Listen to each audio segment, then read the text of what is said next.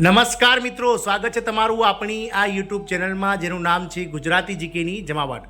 મિત્રો, ભારત દેશની એક રાજ્ય સરકાર દ્વારા ટૂંક સમયમાં જ જે સરકારના અલગ અલગ વિભાગમાં જે માનદ વેતન મેળવતા કર્મચારી, કોન્ટ્રાક્ટ મેળવતા કર્મચારી અને સાથે જ જે હંગામી કર્મચારીઓ છે તેમના માનદ વેતનમાં અને પગારમાં વધારો કરવાને લઈ અને જાહેરાત કરી છે। સાથે જ મિત્રો, આના માટે રાજ્યના શ્રમ અને રોજગાર મંત્રી દ્વારા ગઈકાલે એટલે કે મંગળવારે મહત્વની બેઠક બોલાવવામાં આવી હતી અને મુખ્યમંત્રીની અધ્યક્ષતામાં જે છે તે મિત્રો આ બેઠકમાં અતિ મહત્વના નિર્ણયો લેવામાં આવ્યા હતા। તો જાણીએ આજના વિડીયોમાં વિગતવાર કે કઈ રાજ્ય સરકાર દ્વારા રાજ્ય સરકારના માનદ વેતન, કોન્ટ્રાક્ટ કર્મચારી અને હંગામી કર્મચારીઓને તેમના વેતનમાં વધારો કરવાને લઈ અને જે બેઠક થઈ હતી તેમાં શું નિર્ણય લેવામાં આવ્યો હતો, કેટલો વેતન વધારો જે છે તે વિવિધ કર્મચારીઓને મળશે, તમામ માહિતી આજના વિડીયોમાં આપ સુધી પહોંચાડીએ। તો વિડીયોના અંત સુધી આ બન્યા રહો અને જો ચેનલમાં નવા હોય તો અમારી ચેનલને સબસ્ક્રાઇબ કરી બાજુમાં રહેલું બેલ આઇકોન દબાવી ઓલ નોટિફિકેશન ઓન કરો, જેથી કરીને ચેનલ પર મૂકવામાં આવતા વિવિધ ભરતીઓના નોટિફિકેશન, વિવિધ ભરતીઓના પરિણામ, આવા સરકારી કર્મચારી પેન્શનર્સ યોજનાને લગતા પરિપત્રો તમને સરળતાથી ચેનલના માધ્યમથી ઉપલબ્ધ થઈ જાય। તો ટૂંક સમયમાં માનદ વેતન વધશે। શ્રમ અને રોજગાર મંત્રીએ મંગળવારે બેઠક મહત્વની બોલાવી હતી અને મુખ્યમંત્રીની અધ્યક્ષતામાં અંતિમ નિર્ણય લેવામાં આવ્યો હતો।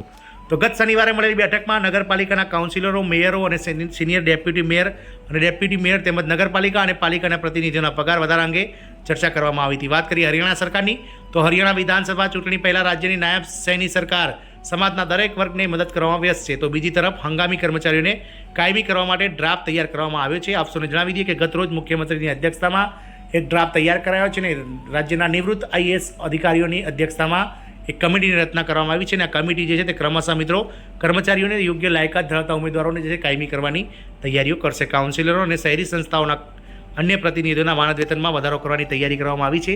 સ્થાનિક સરકારના પ્રધાન સુભાષ સુધાએ મંગળવારે એક બેઠક બોલાવી છે, જેમાં અંતિમ નિર્ણય લેવામાં આવ્યો અને સીએમને રિપોર્ટ સોંપવામાં આવશે। આગામી સપ્તાહે મુખ્યમંત્રી બોડીના પ્રતિનિધિઓના માનદ વેતનના વધારાની જાહેરાત કરે તેવી શક્યતાઓ છે। શનિવારે સમિતિની પ્રથમ બેઠક મળી હતી। વાસ્તવમાં શનિવારે સ્થાનિક સરકારના પ્રધાન સુભાષ સુધાની અધ્યક્ષતામાં મુખ્યપ્રધાન નાયબ સૈની દ્વારા રચાયેલી સમિતિની પ્રથમ બેઠક ચંદીગઢમાં યોજાઈ હતી, જેમાં નાગરિક પ્રતિનિધિઓએ તેમની માંગણી રજૂ કરી હતી અને સંબંધિત વિભાગીય અધિકારીઓએ તેમના સૂચનો આપ્યા હતા। આ પછી કમિટીએ મંથન શરૂ કર્યું છે। હવે સ્થાનિક સરકારના મંત્રી સુભાષ સુધાએ મંગળવારે ફરી એક બેઠક બોલાવી એવી શક્યતા છે કે ચંડીગઢમાં યોજાનારી આ બેઠકમાં અર્બન બોડીના કાઉન્સિલરોના માનદ વેતનમાં વધારો કરવાનો અંતિમ નિર્ણય લેવામાં આવે। વાત કરીએ મંગળવારે અતિ મહત્વની બેઠક યોજાઈ। તાજેતરના હિસારમાં આયોજિત રાજ્યકક્ષાની શહેરી સ્થાનિક સંસ્થાઓના જનપ્રતિનિધિઓની પરિષદમાં રાજ્યસભાના પ્રતિનિધિઓની સંબોધિત કરતી વખતે મુખ્યપ્રધાન નાયબ સૈનીએ અનેક જાહેરાતો કરી હતી, પરંતુ માનદ વૃદ્ધિ અંગે કોઈ નિર્ણય ન લેવાતા કાઉન્સિલરોએ હોબાળો મચાવ્યો હતો। બાદમાં એક સમિતિની રચના કરવામાં આવી, જેની પ્રથમ બેઠક ગત શનિવારે થઈ ચૂકી છે અને બીજી મંગળવારે યોજાઈ હતી।